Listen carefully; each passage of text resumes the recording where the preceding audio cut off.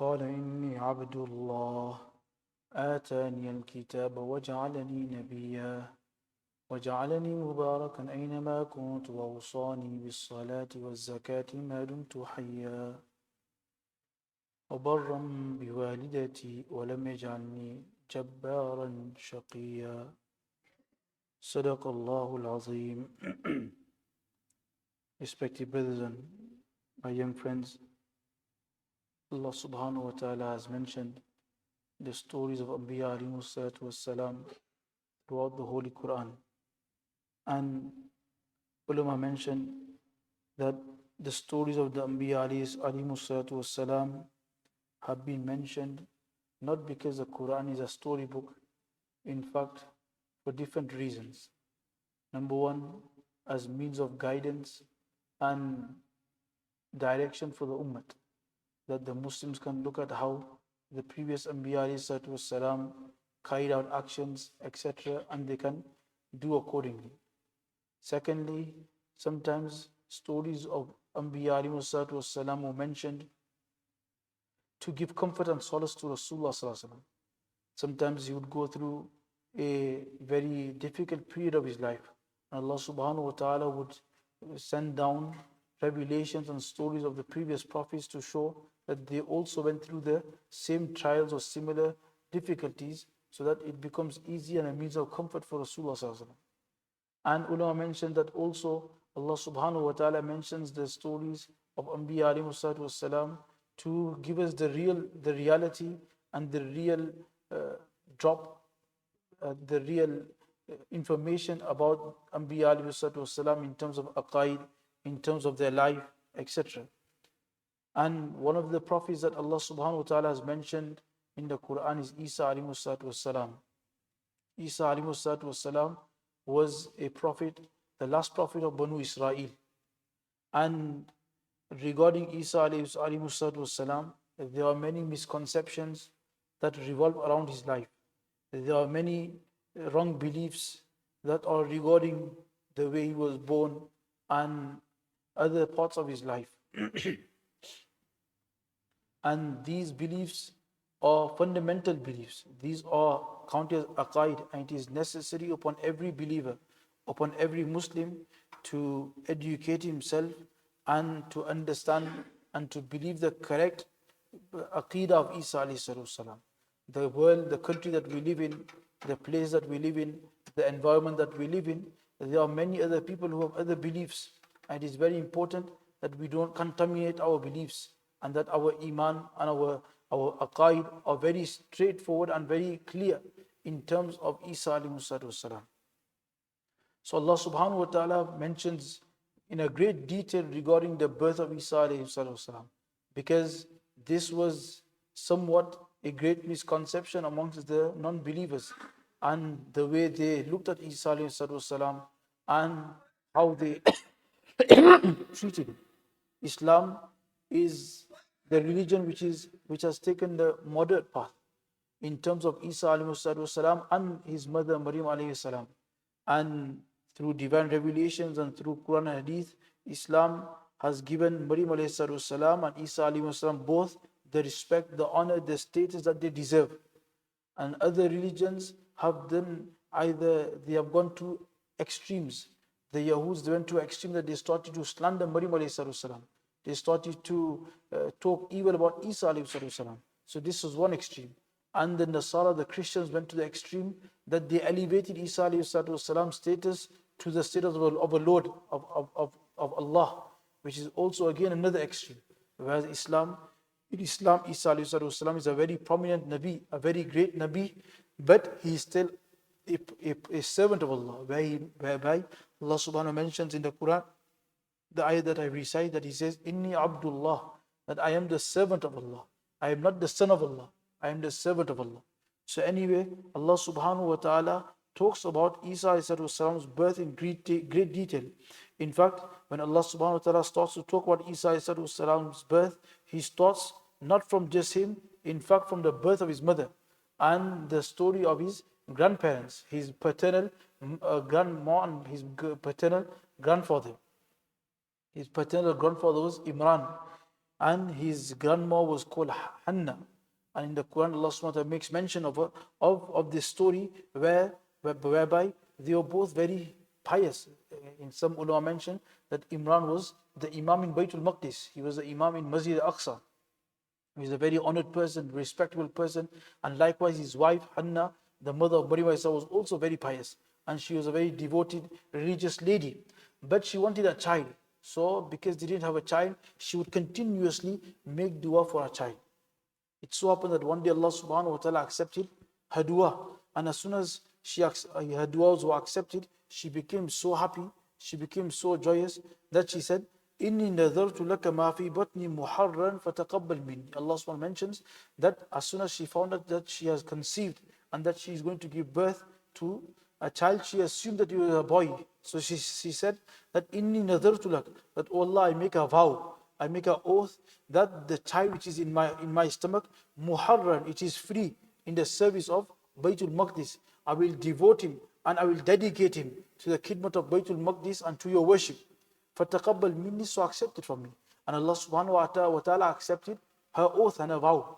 Anyway, the months of pregnancy went through and she gave birth. But to astonishment, it was not a boy that she assumed, it became a girl. So as soon as she gave birth, she said, Inni wada'tuha untha. Oh Allah, I thought it is a boy, but it's a girl. And I have made a vow that I will dedicate him to Baytul Maqdis, to Masjid al-Aqsa. How can I dedicate the girl? So Allah subhanahu wa ta'ala said, Laysa dhakru kal untha. This woman, this girl that you have given birth, you don't even know who she's going to be. She's going to become the mother of a very prominent prophet. So anyway, Allah subhanahu wa ta'ala, this is how the birth of Maryam alayhi salatu took place. And she stayed with her mother Hannah until she stopped drinking milk and she started eating food. When she started eating food, then Hazrat Hannah realized that this child no longer needs the mother as much, because she's become somewhat independent, not that completely independent, but she does not need the mother's milk anymore. So she arranged for the girl to fulfill the vow and to fulfill the oath. She arranged for Hazrat Maryam to be taken to Masjid Aqsa.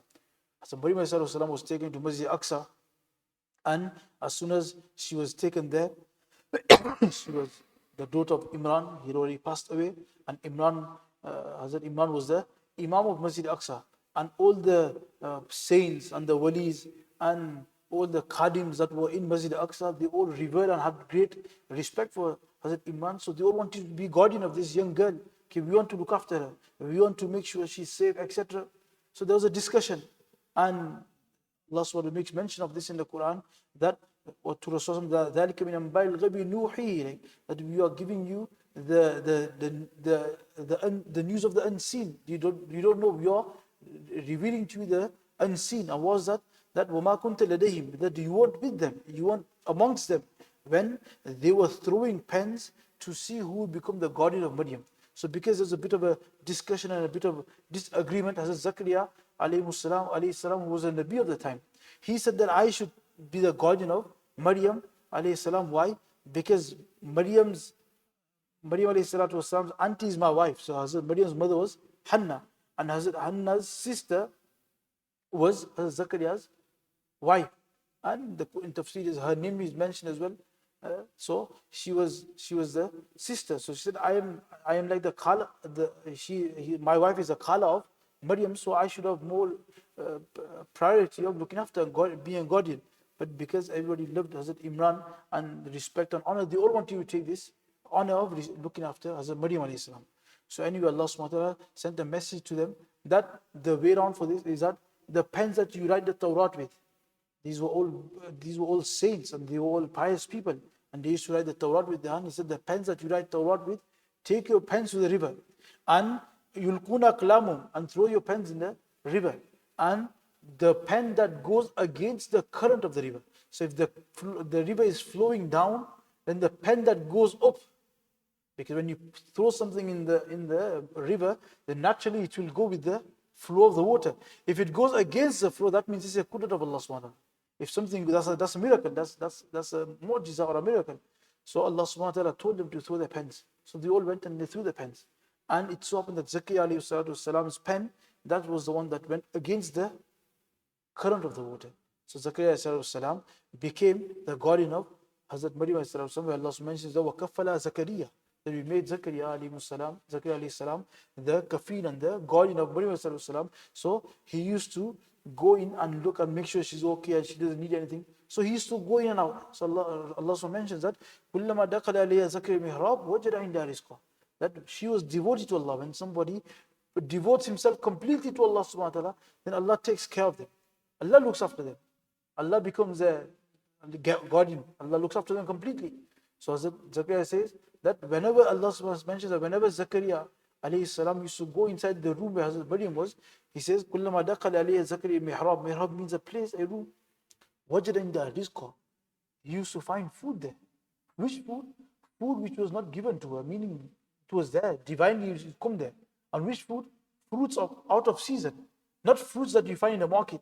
Not fruits that you can buy from the market. In fact, these were fruits that weren't even available in the market. So he used to ask.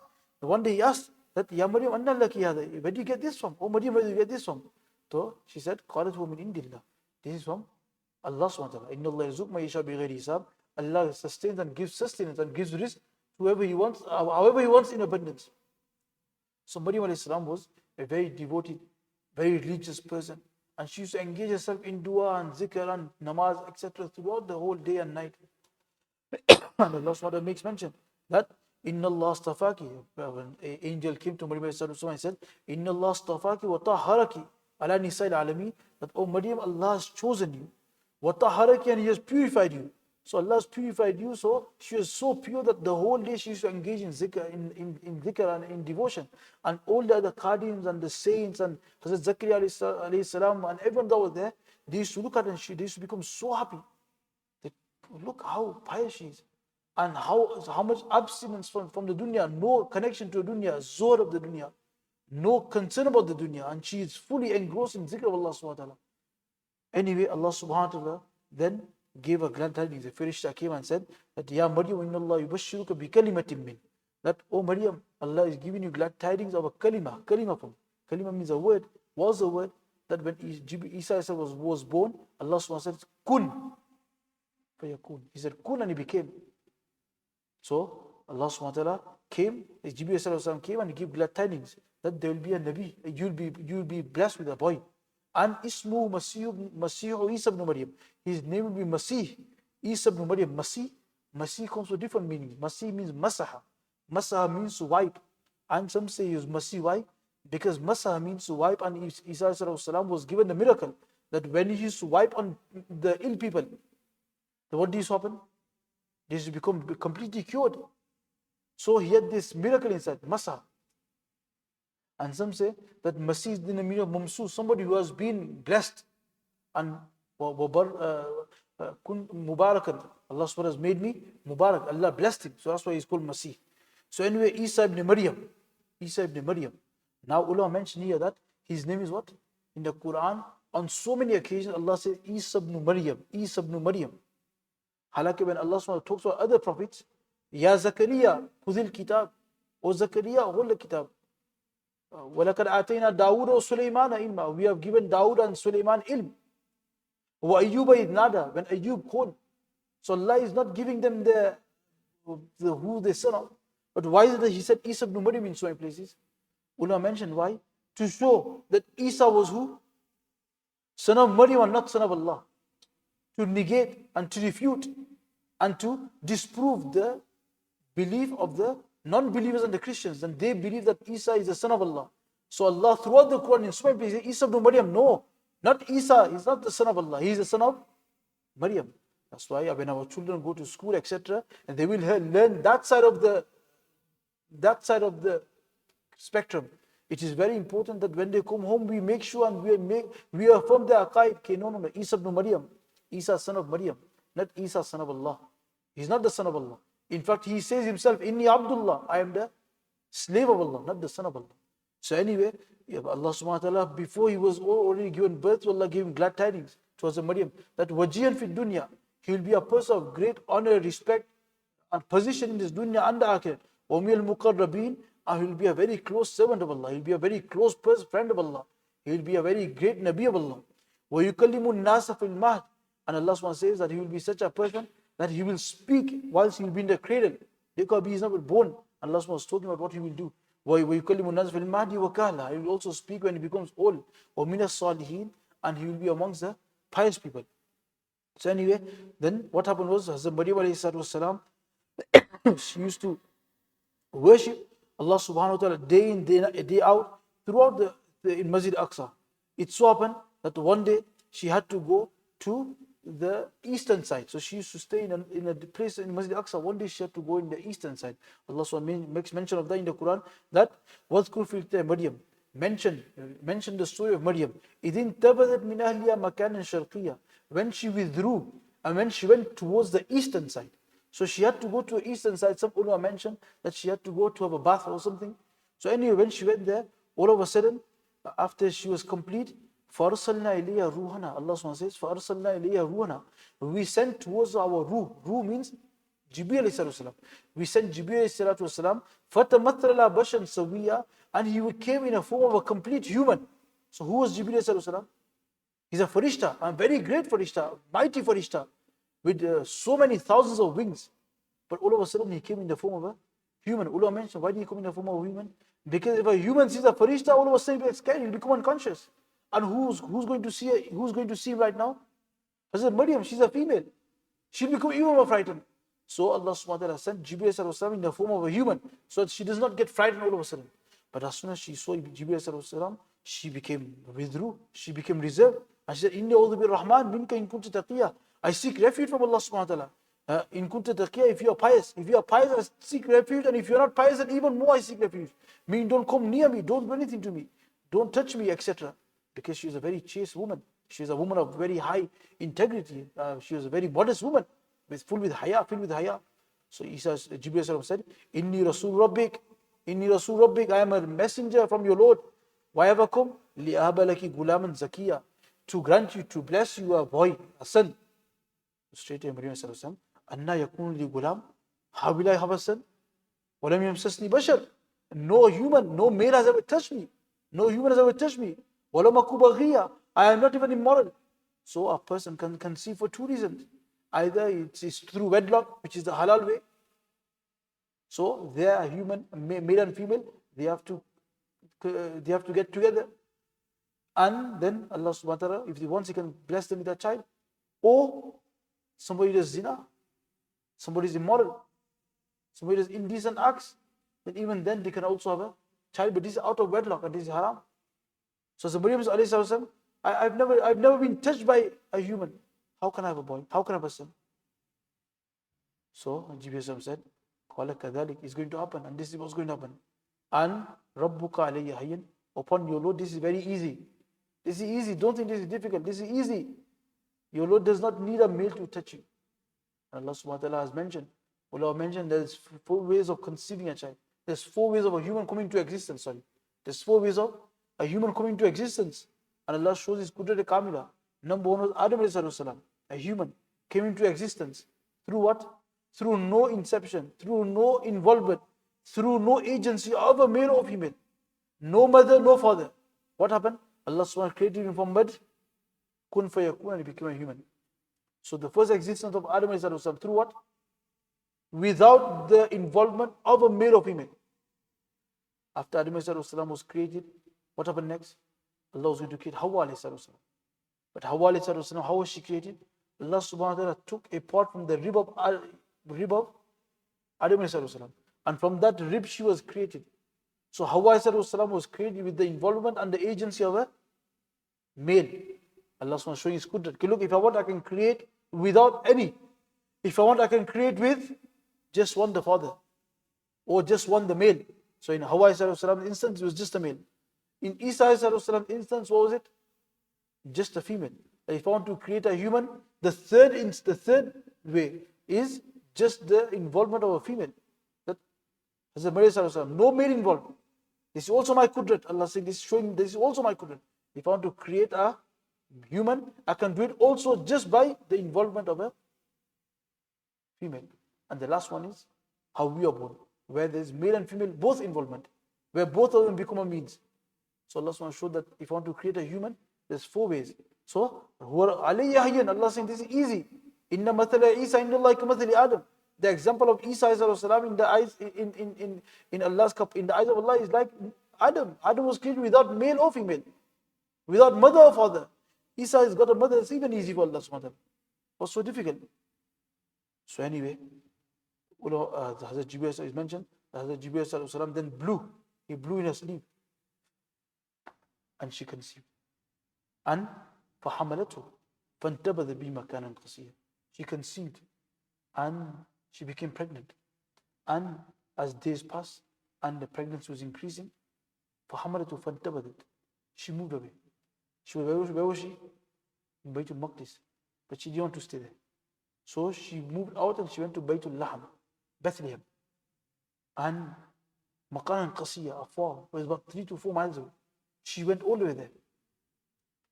And then when she went there, slowly she realized that the time for childbirth has come. And the pain of labor and the pangs of childbirth were coming. So Allah SWT says that she started saying, Ya laytini mittu qabla hadha kuntu nasiyan mansiyya. Only if I had died before this. Only if I was died before I saw this. The meaning that when I go back with this child, it is from Allah, but what will my people say to me? They will have assumptions about me. They will start to think, but how am I going to face them? So Jibreel once again, he called her, فَنَادَهَا مِن تَحْتِهَا Allah tahzani. You don't worry. Don't be worried and don't have any anguish. Don't worry. Everything in the control of Allah. The Allah that has put Isa in your womb, that Allah will make sure everything will be okay. Don't worry about it. And وَهُزِّي إِلَيْكِ بِجِذِ النَّخْلَةِ. So when childbirth came and she was about to go into labor and she was feeling the pains, then she went to a palm tree, kajur tree, and she was leaning against it. So Allah SWT said, وَهُزِّي إِلَيْكِ. Jibreel said, Huzzi, shake it a bit. So when she shook it, fresh dates fell. And Allah SWT also said that we have also made a stream for you. Drink water. Anyway, she drank water, etc. and she gave birth. When she gave birth, now some say she stayed in that Bethlehem for some days. So over here we realize that there was no involvement of a male. So this that they get taught in school, Joseph was the father, according to Bilkul Galat. No. Our Aqidah, Islamic perspective is Maryam salam gave birth to Isa salam, just Maryam. No involvement of a male, no Joseph, no involvement. So anyway, when she gave birth, then now she wanted to go back. But what will she say? Because everyone has seen her. And she was definitely a very pious lady, filled with piety. So people say, what's happened? So Allah subhanahu wa ta'ala sent wahi through Jibreel, the instructions that فَقُولِ إِنِّي نَذَرْتُ لِلرَّحْمَنِ صَوْمًا. That when you go back and people will ask you the question, because it's something to their astonishment as well. Case a woman was so chaste and so modest, and how come she's coming with a child? She's not even married. Where did this child come from? Because in their mind there's only that the last method of male and female. So Allah SWT said, don't worry. You just say to him that inni nadartu my soma, that I have made a vow of fasting. In Bani Israel, there was also another fast. We fast. When we fast, what do? We have to abstain from food, drink, and sexual interaction with our spouses, wives. But in Bani Israel, there's also another fast where they would fast for not to talk. They would refrain from talking. From morning to evening, from dawn till dusk, no talking. So Allah SWT said, just tell the people when you go back that I'm fasting. I can't talk today. So when she went back, فَأَتَتْ بِهِ قَوْمًا تَحْمِلُ. She went to a qawm, to a people, تَحْمِلُ, lifting, raising, holding Isa alayhi salam. قَالُوا يَا مَرْيَمُ لَقَدْ جِئْتِ شَيْئًا فَرِيًّا. All of a sudden the people started saying, Ya Maryam, oh Maryam, لَقَدْ جِئْتِ شَيْئًا فَرِيًّا. What have you done? What have you brought? Ye kya hai? This is so great. This is such a great thing you've done. Ye kaha se? Meaning in seriousness. Ya Uqta Harun, oh Harun's sister. Some say that she had a brother called Harun, and some say that this Harun was the brother of Musa salam. And because Maryam salam was from the same progeny, so in the Arabs or in Bani Israel in them days was the usual general method was that if there's a pious person in that tribe, then they would be referred to them. For example, if somebody is born in Banu Tamim, So instead of him, they say Ukhta Tamim, or Tamim's sister. Not that he's literally Tamim's sister, but you are from that family. So you are from Harun's family, Musa's brother's family. What's this? Makana Buk Imran. So, and your father Imran was not a bad person, he was an evil person. He was so pious. He was the Imam, he was such a great person. وَمَا كَانَ أُمُّكِ بَغِيًّا. And neither was your mother immoral. What's this? Meaning, they showed the gravity of, they thought that she had done a sin. So from this, ulama mentioned that when a normal person does guna, and a person who comes from a pious, is descendant of a pious person, or is a descendant of a pious family, or he's a pious person, then the magnitude is different, the severity is different. A student of ilm, an alim does a guna, and a non-alim, a non-student does a guna. They might be same guna, but the magnitude is different. Okay, he's a student of ilm. One person goes college and is guna. One person goes Darul and is guna. There's difference, isn't it? This person is spending his whole day in Qala Allah, Qala Rasul. He's spending his whole day in the company of pious people, and he didn't guna. So from there we understand from this that a person, when a person is a dindar person, a person comes to 5 times namaz, and he does a guna, and a person who doesn't pray namaz, he does a guna. The guna in itself is the same, but person praying namaz for him, you pray namaz, its magnitude it's multiplied. So they looked at the background. Okay, your mother, such a pious woman, your father, what's this? فَأَشَارَتْ إِلَيْهِ. So she pointed towards the baby. She pointed to Isa in her lap. So he said, كَيْفَ نُكَلِّمُ مَنْ كَانَ فِي الْمَهْدِ سَبِيًّا. How can you talk to a person? How can you talk to a baby that's in your cradle? Kya baat kar rahi? Are you fooling us? You telling us to talk to a baby? Then Isa, Allah subhanahu wa ta'ala makes a miracle, the mu'jiza, that Isa so speaking. Inshallah, if we have time, next we will continue. And it is very important that we understand. And these are to do with our aqaid. It's very important that we have the correct aqidah, the belief of Isa, how he was born, and that is a slave of Allah, the servant of Allah, not the son of Allah. He had no father. Joseph was not his father. He had no father. He only had a mother. That's why later on the ayahs mentioned about him. Inshallah, if you have time, we'll continue. Next week, may Allah subhanahu wa ta'ala grant us the correct understanding. And also, it's very important that within our houses, especially these times, these things are hammered into the children's minds in school. Everywhere you go, you go shopping, everywhere, but this is the vibe. Christmas, Christmas, Christmas, Christmas. So our children, if we don't give our children the correct side, the correct part of the spectrum, the correct information, then they will go off the incorrect one. And they will think that's the correct, and it will affect the Aqidah. And these Aqidas are very important. These Aqidas can lead to kufr. A person, some of the Aqidas, the non-believers, their faith, their beliefs, that he is son of Allah, na'udhu this is kufr. You can't believe that. So, Allah subhanahu wa ta'ala is a correct understanding. It's very important that you pay attention to these things. And also, talk about it in the house. When a child comes from school, ask them, okay, what did you talk about today? What was the discussion today? And if you see that they've been talking about these, then at that time, from our side, we rectify their beliefs and tell them what is the correct story and what is the correct beliefs that as Muslims we should have and adopt. Subhanallah.